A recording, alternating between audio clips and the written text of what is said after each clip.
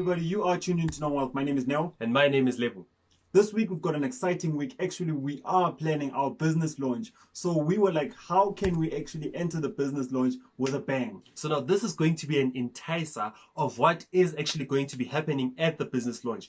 Today we have Mr. Franz Rieber, who is a construction project manager that is actually going to entice us on what he's going to be talking about at the event. Mr. Franz, good day. How are you, sir? Hello, everyone. My name is Franz. I'm a construction project manager by profession. I work for Zap Patriots Trading and Projects, which is a construction and building maintenance company. I've been with the team for the past 6-7 years. That's great, man. I mean, there's so much that you guys can expect out of this. I remember that the first time we heard the difference between latent and patent defects, it was something like, what is happening? So, sir, do you want to take us through it? When we're speaking about latent and patent defects, what are we speaking about? That's actually a very good question. Let me go straight into it. Patent versus latent defects typically have to do with the material condition of the property.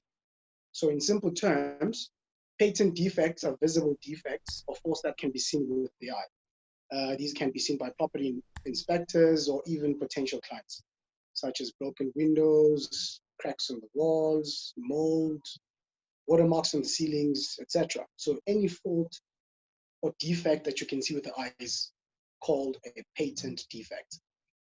Now, latent defects are the opposite of patent defects, which means that they are hidden defects and cannot be seen with the eye. Things like electrical faults, plumbing issues, unstable building structure.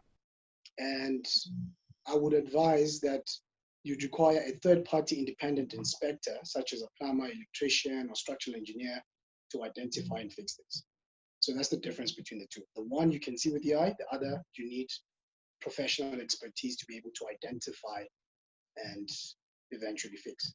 Man, that's awesome. That's great insight. So now we've always been talking about development, right? So now a lot of people are saying, you know what, I'm going to be actually building back rooms, but that's not really development. But now I believe that's where a lot of defects in terms of your latent defects that come actually into place. So now, Mr. Franz, please do take us through development. What are your thoughts based on development?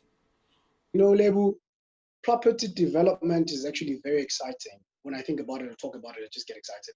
I mean, nothing is as satisfying as giving birth to ideas. You know, the process of morphing a concept into a physical structure is actually genius, you know? But in the same breath, it can be very stressful and a tedious process. So in my years of experience, I've realized that people underestimate the intricacy and complexities that come with development as a whole. In most cases, people assume that capital is the only resource that drives development, and which isn't the case. It's incorrect, because as much as finances or capital is the main driver, there's quite a lot of criteria that take place and need to be considered when venturing into property development, whether it's for business or residential purposes, you know, such as consulting. I still say to date that consulting is by far the most overlooked criteria in development, but ironically, it's one of the fundamental steps.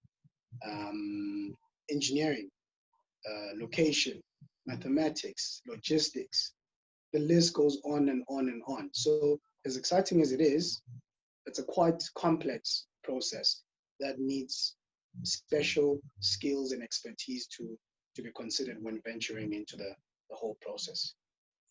I fully agree with you. I mean, man, from our experience, especially when we've been chatting and talking to property investors, we've noticed something, that somebody will be like, you know what, I'm planning on building maybe 4 flatlets behind, or I'm planning on building maybe two rooms behind my house, only to find out that there's so much to consider. So I believe, Lebu believes, we as Know-Wealth believe that it's very important to actually have a power team, such as Mr. Franz, man, so that we can actually leverage off each other's experience. I mean, if you are coming with, we did say seven years plus, right? 7 years of experience, and you come in with all that experience and the team, I know that I can rest easy as a property investor.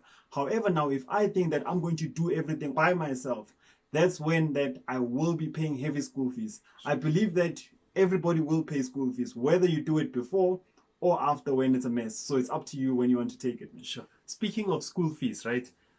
We always talking about going to view the property before you actually buy that particular property. So now, Mr. Franz, please do take us through.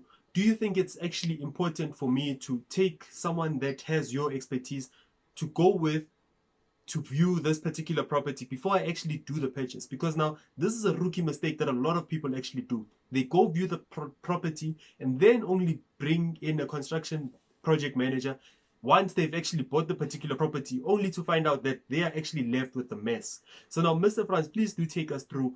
Do you think that it's really important to take a construction project manager with you when you're going to actually view the particular property that you want to buy? No, definitely. I agree with you. Like I mentioned with latent and patent defects, the only way to identify these is by actually going to view the property itself. And like I said in my previous comment, that a lot of people think that when you have money, you can just build. And it doesn't work like that. You can have the money, you can hire a construction company of your liking, and you start building based on whatever you think. And a lot of people, or most of the times, people make mistakes based on that.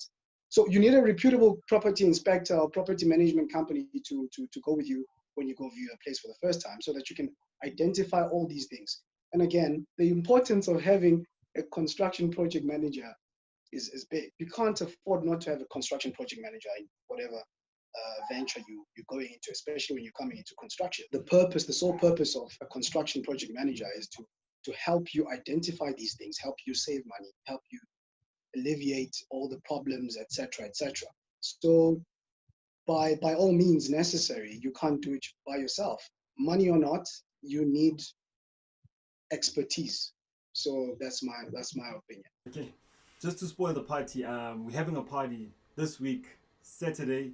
Now this has to come to an end. So so everybody who did RSVP, there will be more of this. And if you did not RSVP, you know that you need to do what's right next time. So, sir, in closing, just to make things even worse, what is the second best advice? The first one we'll leave it for Saturday. What is the second best advice that you have for our viewers today? I've got quite a lot actually, but I'll save the best for last as per your suggestion. As cliche as this might sound, I'm sure you've heard of the expression, if you fail to plan, you plan to fail, right? Planning is key. Planning. I can't stress that enough. Planning is key. Set realistic goals. You plan your finances, supplies, designs, logistics, everything about whatever it is that you want to do regarding your development. You need to plan. It all ties down to planning. So planning is very crucial and imperative. That's my second best advice. Oh, that was really profound. It's not really cliche, if I must say, because especially with property investing, Lebo's the guy who's distressed. He's always saying that I want these properties that are dilapidated, these properties that nobody wants, only to find out that you'll have the worst defects ever and you'll run at a negative. So in order to actually know that everything is accordingly, it's simple, guys. At the end of the day, what we're driving is that you do need a professional project manager who deals with construction. That's it. And that's a wrap. Just to give you a quick curveball, Mr. Franz, what is the worst thing that you have actually seen within your circle in terms of the construction? What's the worst client that you have actually ever had within your circle?